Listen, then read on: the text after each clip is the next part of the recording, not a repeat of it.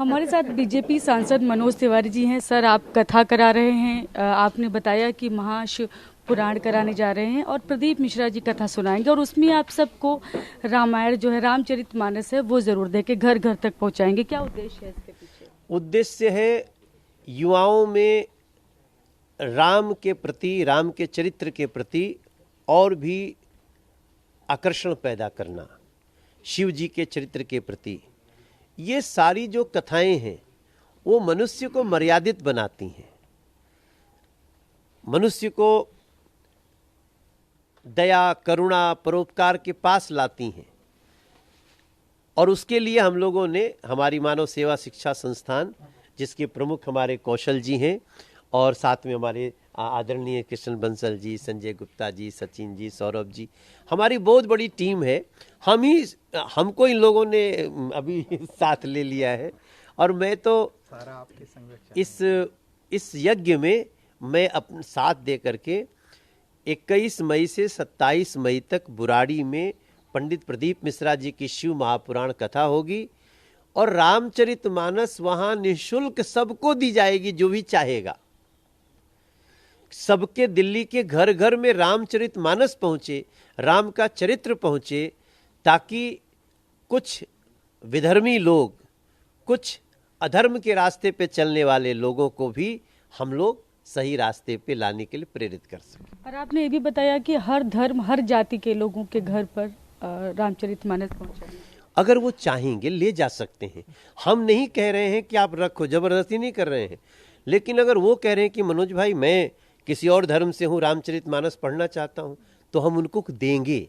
हमारे तरफ से आपत्ति नहीं है। जैसे एक सवाल आया ना कि क्या वो किसी धर्म तक, तो रामचरितमानस किसी धर्म की बाउंड्री में नहीं आता। मर्यादा में रहना राम जी ने सिखाया, माता पिता का सम्मान करना राम जी ने सिखाया, अपने गुरु की आज्ञा का पालन करना, पिता के वचन को पालन करना, 14 वर्षों के लिए वन में चले जाना, अपनी पत्नी को उनकी रक्षा के लिए सारे युद्ध लड़ लेना। अगर ये मर्यादा सभी में आए तो उसमें तो हिंदू या और कोई धर्म से लेना देना नहीं है। ये राम मतलब इंसानियत का मर्यादा, और वो सभी कोई पढ़ सकता है जो पढ़ना चाहे। अच्छा, तमाम विपक्ष के जो नेता हैं वो सवाल उठाते रहे हैं राम पर, और खास तौर पर राहुल गांधी ने सवाल उठाया था, उनको काल्पनिक चरित्र कहा था। उस पर क्या कहेंगे? देखिए, राहुल गांधी राम विरोधियों के नेता बन गए हैं। राहुल गांधी मर्यादित न रहना चाहते हैं और न देश के लोगों को मर्यादा के पथ पे चलने की प्रेरणा लेने देना चाहते हैं।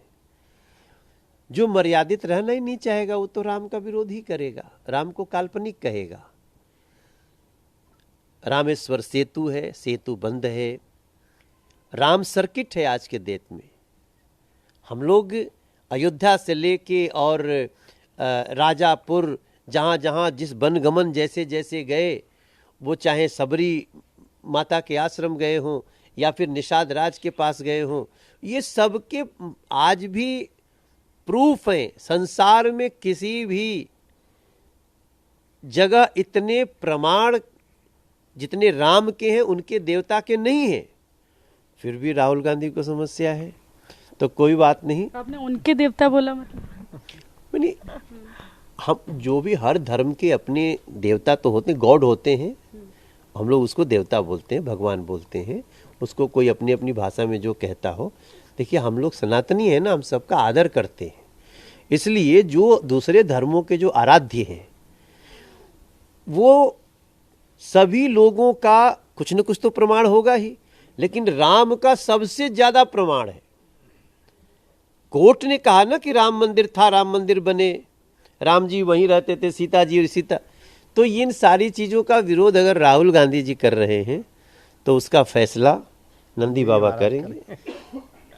Thank you so much. तो ये हैं बीजेपी सांसद हैं मनोज तिवारी, जिन्होंने बताया कि यहाँ पर पंडित प्रदीप मिश्रा जो हैं वो बुराड़ी क्षेत्र में, जो कि उनका क्षेत्र आता है लोकसभा क्षेत्र, वहाँ पर पंडित प्रदीप मिश्रा जो हैं वो महाशिव पुराण जो है उसको सुनाने के लिए आ रहे हैं। तो लोग आएँ, सबको आमंत्रित कर रहे हैं। कैमरा पर्सन मनीष के साथ में शालिनी वाजपेयी, TV9 भारतवर्ष दिल्ली।